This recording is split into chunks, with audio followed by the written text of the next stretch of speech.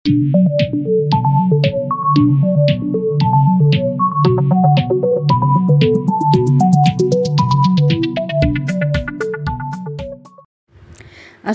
আলাইকুম, Shahida's kitchen and ব্লগে সবাইকে স্বাগতম জানাচ্ছি। আজকের রেসিপি হচ্ছে মাঠা বা ঘোল।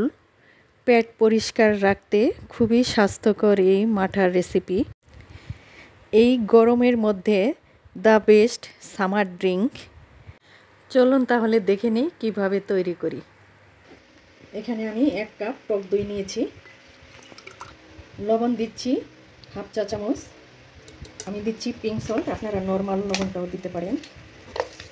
বিট লবণও দিয়ে দিচ্ছি হাফ চা চামচ। চিনি দিচ্ছি 2 টেবিল চামচ।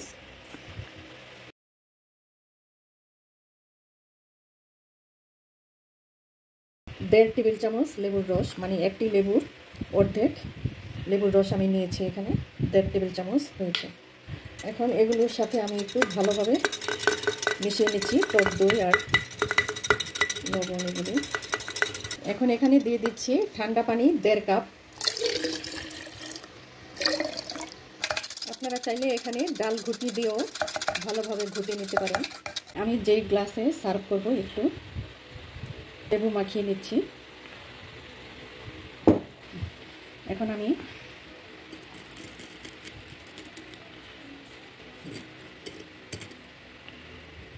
একটু চিনি আর লেবু খাওয়ার সময় একটু মিষ্টি টক টক খেতে ভালো লাগবে। কিছু আইস দিয়ে দিচ্ছি। এই তো তৈরি হয়ে গেল খুবই দারুণ মজার মাঠা। খুবই অল্প সময়ে তৈরি করা যায় আর বেশি উপকরণও লাগে না, ঝটপট বানিয়ে নিতে পারবেন। এখন আমি তৈরি করব তার্কিশ ড্রিঙ্ক, তুরস্কের জনপ্রিয় শরবত আয়রান। এটাকে বাদশাহী শরবত বলে থাকে সুলতানি আমল থেকে। চলুন তাহলে দেখে নিই কীভাবে তৈরি করি। 1 কাপ দুধ দিয়ে দিলাম। 1/4 কাপ দিয়ে দিচ্ছি টক দই। দিয়ে দিচ্ছি লবণ হাফ চা চামচ। বিট লবণ দিয়ে দিচ্ছি 1/4 চা চামচ। গোলমরিচ গুঁড়াও দিয়ে দিচ্ছি 1/4 চা চামচ। আর সবশেষে দিয়ে দিচ্ছি এখন টালা জিরা গুঁড়া 1/4 চা চামচ। টালা জিরা গুঁড়াটা অবশ্যই দিবেন। এখন দিয়ে দিচ্ছি অল্প লেবুর রস। আপনি চাইলে এখানে পুদিনা পাতাও দিতে পারেন।